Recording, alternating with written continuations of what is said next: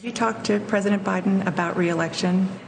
Joe Biden is running for re-election, and I will be his ticket mate. Full stop. Full stop. That's it. That was the vice president committing to the Biden-Harris ticket in 2024. But the president reportedly is upset as re-election questions swirl within his own party. Let's bring in our panel, Republican pollster Brenda Gianiny and Mark Penn, former Clinton pollster and advisor and chairman and CEO of Stagwell Incorporated. So many roles that you have, Mark. Mark, question for you here. This is the New York Times headline. President Biden irked by Democrats who won't take yes for an answer on 2024. The White House is trying to tamp down speculation about plans to seek re-election, while aides say President Biden is bristling at the persistent questions. This all started about 2 weeks ago when you had the whisper campaign that was anonymous that by the end of the week had turned on the record of Democrats saying they don't think Biden should run again. Is the president hearing that and taking any of it seriously?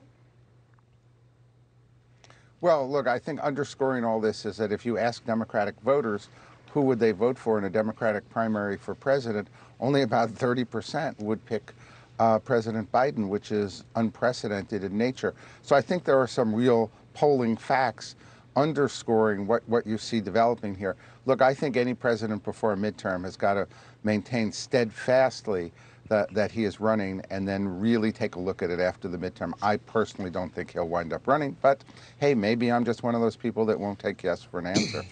Mark, if he doesn't run, will Kamala Harris try to win that nomination, or will she have a really tough primary?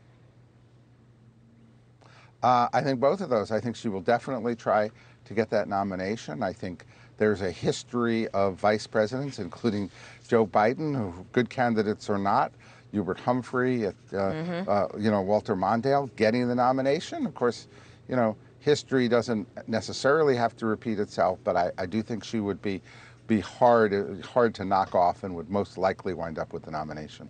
Interesting. All right, Brenda. So last year, a million voters in 43 states switched from to the Republican Party. So they were Democratic voters to Republicans.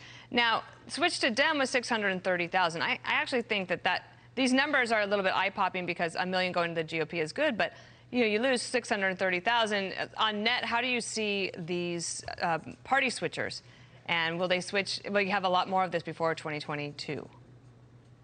Well, overall, it's a good story. You do have 2/3 of people switching to the Republican Party, and we'll take it, but it's not as favorable as we would like. It's not a new dynamic. Essentially, what we're seeing is kind of a correction.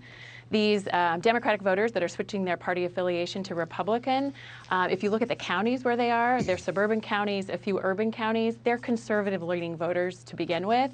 In 2018, we saw them move away due to some of Donald Trump's rhetoric, and essentially, after seeing, what happens when Democrats control Washington, after seeing Donald Trump not be the face of the Republican Party anymore, they're starting to switch back. They're running back to the Republican Party. The big story, that Democrats are pushing is these people are switching to play in the Republican primaries, and we just don't see a lot of evidence of that. It really isn't hardcore Democrats switching to monkey in the Republican primaries. It's much more sort of soft Republicans coming home. It's really interesting, too, if you dig into some of those polls, Mark, and read what the respondents said.